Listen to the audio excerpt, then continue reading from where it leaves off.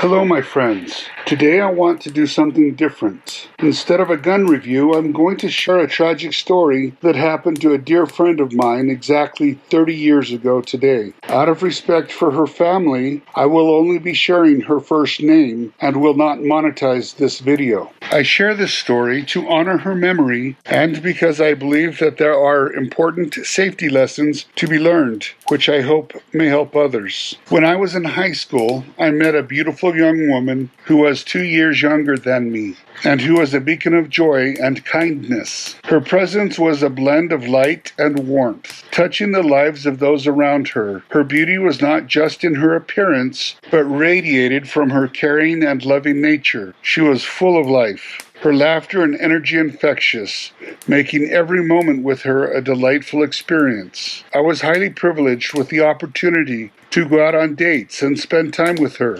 Unfortunately, I eventually had to move to Italy, which ended my ability to spend time with her. While there, my dear friend and I wrote each other letters, the old-fashioned way, via snail mail. That is, until one day I received a heart-wrenching letter from my family, informing me that she had been carjacked and murdered. Words cannot describe the sadness I felt. I was absolutely devastated.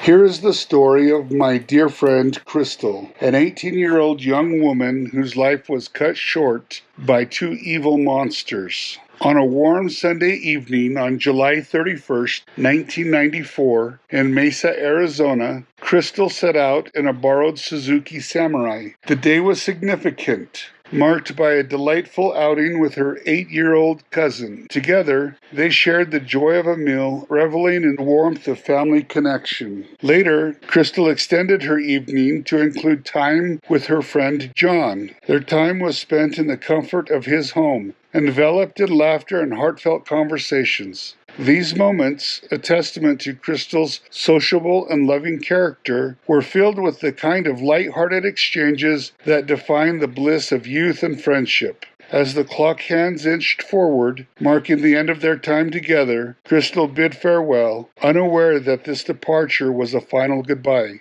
Driving through the quiet streets of Mesa, Crystel's mind was undoubtedly a tapestry of recent joys, the laughter of her young cousin still echoing in her heart, and the friendly banter with John lingering in her thoughts. But this tranquility was abruptly shattered.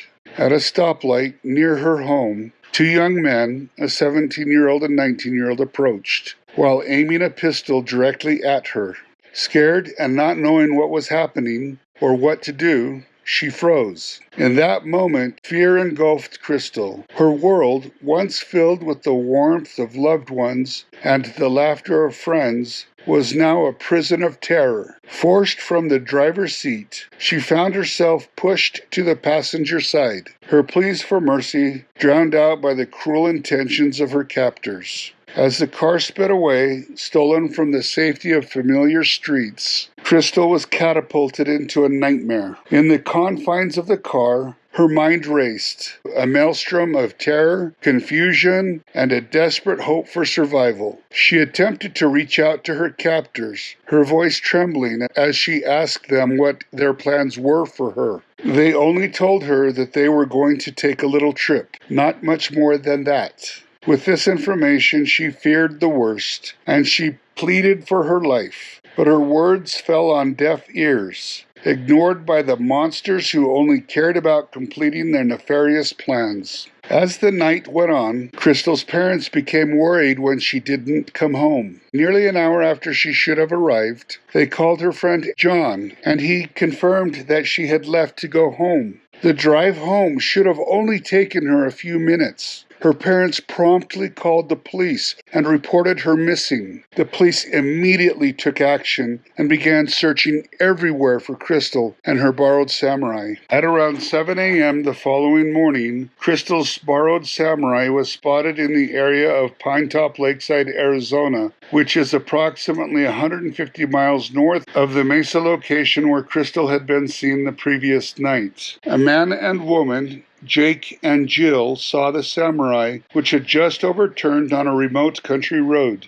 The couple witnessed two young men crawl out of the overturned vehicle. Jake attempted to help the two young men get the Samurai back on its wheels. When that attempt failed, Jake and Jill offered assistance, including a ride into town and use of a cellular phone. The two men refused, stating that their mother lived nearby. Then one of the young men re-entered the overturned vehicle after remarking that he needed to find his lighter. Moments later, he re-emerged holding a rolled-up pink towel. After spending 15 to 20 minutes with the two men, the couple drove on their way. About 11 hours later, around 6 p.m., the same couple again drove past the accident scene and saw several police officers investigating. They stopped to disclose their encounter with the two young men that morning. They gave the officers a detailed description of the two. By this time, the officers knew the overturned Samurai was the subject of a search involving a missing young woman by the name of Crystel. A local resident, Johnny, approached the officers at the accident scene and upon inquiry told them he had just seen two men walking along a nearby road. The officers immediately set out to locate the two. Two police officers drove separate vehicles towards the location that Johnny had indicated and saw two men matching the description given by Jake and Jill. The officers maneuvered their cars on either side of the men and notified them that they matched the description of two men seen leaving an accident earlier that day. Officer White began a pat-down search of the older of the two and found a gun in his waistband. The officer removed the revolver and noted that the cylinder contained two spent rounds. Officer Black turned towards the younger man, who turned away with his hands in front of him. The officer grabbed him by both arms and pulled him back, at which point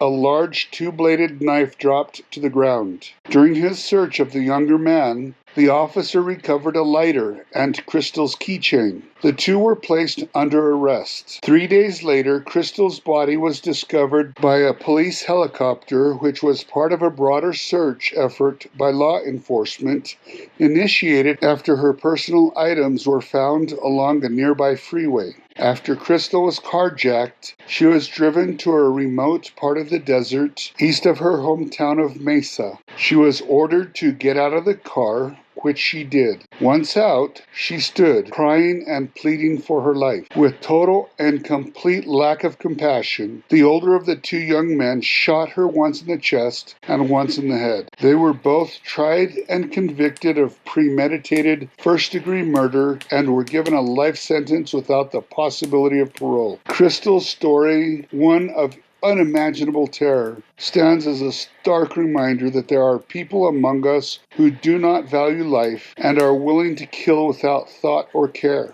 I have never forgotten my dear friend Crystel, nor the memories I shared with her. Losing her to such an awful and despicable act has motivated me to teach women how to defend themselves. As I stated in the beginning, there are important safety lessons we can take away from this tragic story. First, always keep your doors locked when driving. Most modern cars automatically lock when the car is started or put into gear, but if yours does not, make locking your doors a habit as soon as you get in. Second, if you stop at an intersection and someone points a gun at you, try to drive away if possible, even if it means running a red light. Of course, you want to ensure that you avoid accidents, but don't let a red light stop you from saving your life. If you cannot drive away, do not open the door. Instead, try to protect your head with your arms. A criminal is actually less likely to shoot you in front of witnesses. Don't give them a chance to get you alone. Third, learning to carry a firearm